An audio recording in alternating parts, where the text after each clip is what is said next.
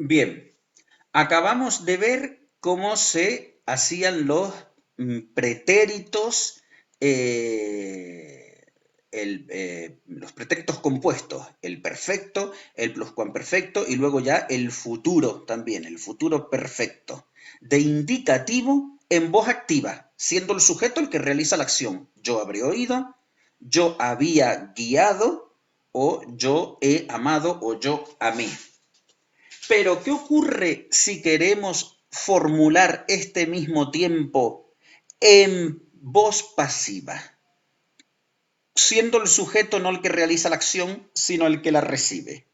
Pues que evidentemente, de yo he amado o yo amé, lo que tendremos será yo he sido amado o yo fui amado. En vez de yo había guiado, pues en voz pasiva tendremos yo había sido guiado. Yo no realizo la guía, yo no actúo como guía, alguien actúa de guía para mí y yo había sido guiado. Y en vez de tener yo habré oído, pues lo que tendremos será yo habré sido oído. Es decir, que en la voz pasiva el sujeto no realiza la acción, el sujeto la recibe en todo caso o se beneficia de ella. En yo he amado, yo soy el que he dado amor, y en yo he sido amado, yo soy la persona a la que alguien ha dado ese amor. Yo me he beneficiado del amor de esa persona. En cualquier caso, la voz pasiva, para construirla bien en español, vean que siempre necesita la fórmula del verbo ser más el participio. Aquí lo que pongo es el perfecto, el pretérito yo he sido, el pretérito del perfecto compuesto del verbo ser, porque es lo que estoy haciendo, un pretérito perfecto. Y luego, a continuación del verbo ser, aparece el participio. Ese participio es lo que llamábamos el supino en latín. En el pretérito pluscuamperfecto, si en voz activa es yo había guiado, pues en voz pasiva será yo había sido, es decir, pongo el verbo ser en el mismo tiempo que necesito, es el pretérito pluscuamperfecto el que necesito, ¿verdad? Pues conjugo el verbo ser en pretérito pluscuamperfecto y a continuación añado el participio. Bien, y en futuro lo mismo, de yo habré oído en voz activa, si pasamos a voz pasiva, lo que tengo que hacer es poner el futuro perfecto del verbo ser, yo habré sido. Si de oír es yo habré oído, pues de ser será yo habré sido. Y a continuación, una vez que ya tengo formado ese bloque, a continuación termino, remato el verbo con el participio, oído. Esto está en voz activa, yo habré oído. Esto está en voz pasiva, yo habré sido oído. Bien. Esto en lo que respecta a la formación de los tiempos en español. Pero en latín, la formación de la voz pasiva en los tiempos compuestos se realiza de forma un poco peculiar, un poco distinta a como se hace en español. De alguna manera, creo que es más simple, incluso puede ser más simple en latín. Basta con utilizar la forma supina del verbo y colocar para el pretérito perfecto se coloca el verbo ser en presente. Sum, es, est, sumus, estis, sunt. Detrás del supino correspondiente. El supino, si está en masculino, amatus, sum, pues sería yo he sido amado. Amado en masculino singular. Si quisiéramos poner yo he sido amada, porque es un femenino el que habla, ¿no? Es de género femenino la persona que habla. Yo he sido amada, pues entonces utilizaríamos amata. Amata sum. Si quisiéramos poner la guerra ha sido amada por los romanos, la guerra ha sido amada por los romanos, podemos incluso ese apartado trabajarlo aquí, pues tendríamos que utilizar amata amatum, ¿verdad? El neutro, amatum,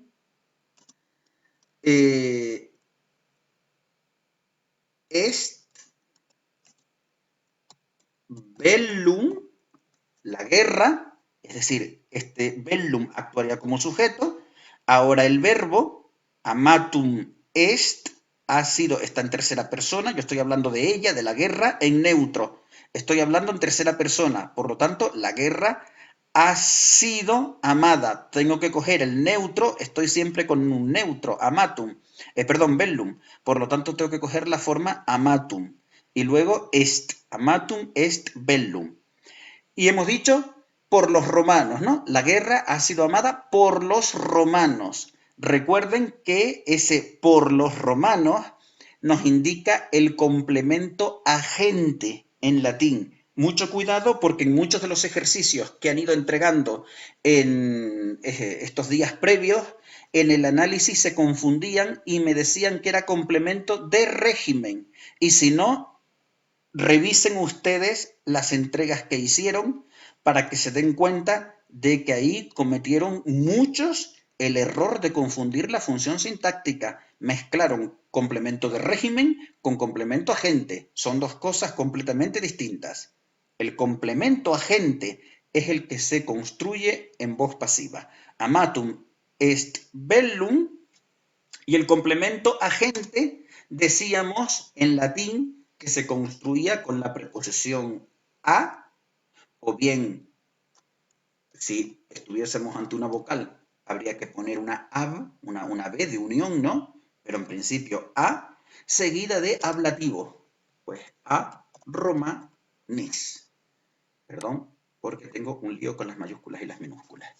Y ahí tendríamos la oración: la guerra ha sido amada por los romanos. Y este por los romanos es el complemento agente. ¿De acuerdo? Mucho cuidado con eso.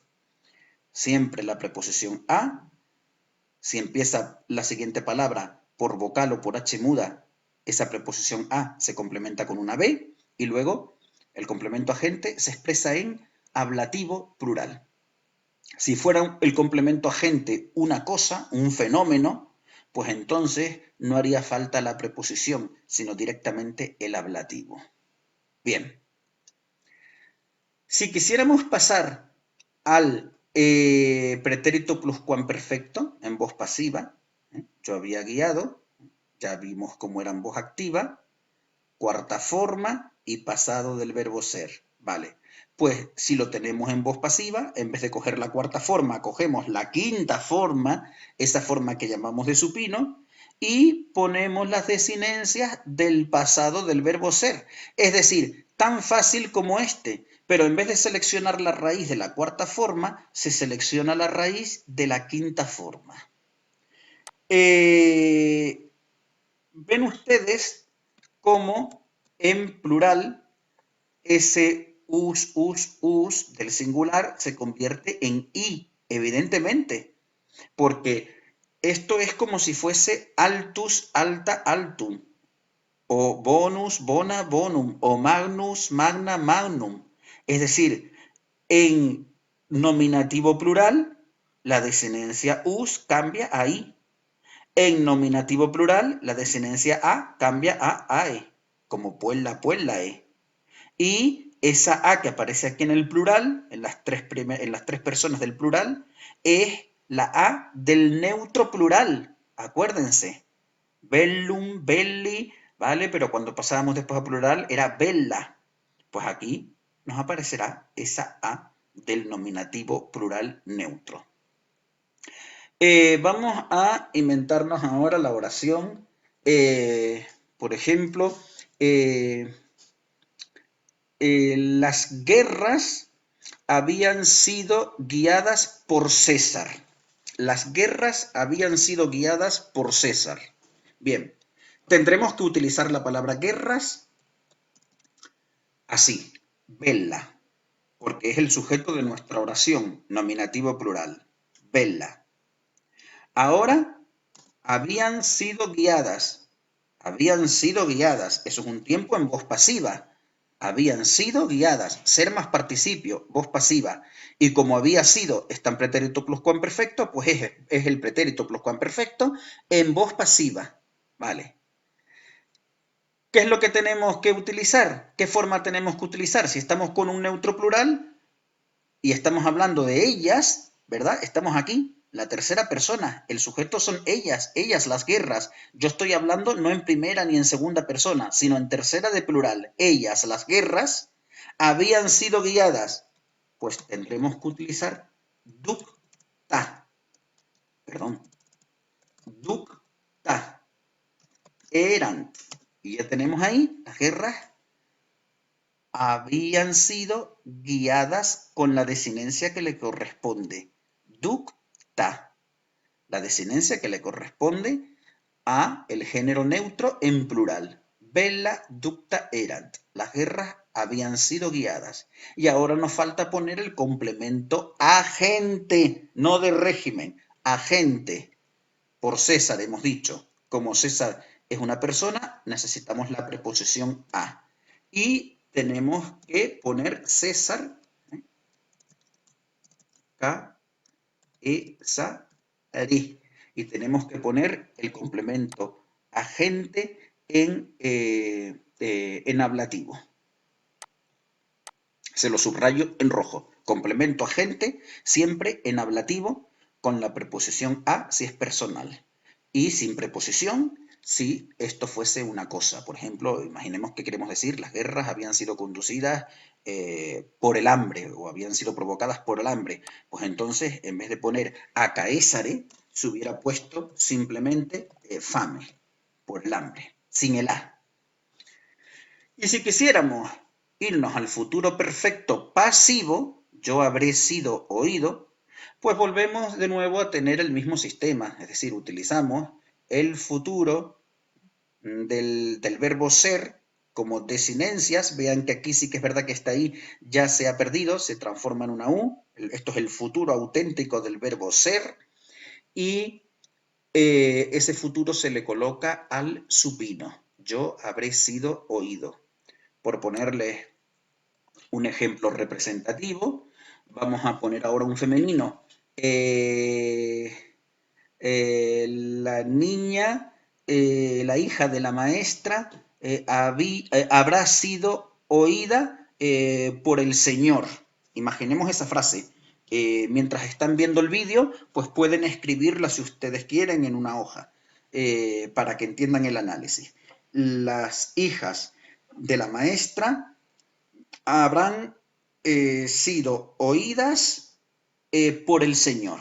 Eso es lo que vamos a poner en latín. Las hijas de la maestra habrán sido oídas por el Señor. Bien, las hijas de la maestra es el sujeto. Las hijas de la maestra, el sujeto ese lleva un genitivo. El genitivo hemos dicho que se coloca en posesión, normalmente en latín, se coloca en posesión inicial. Magistrae, ¿no? Magistrae de la maestra. Y ahora las niñas, puellae.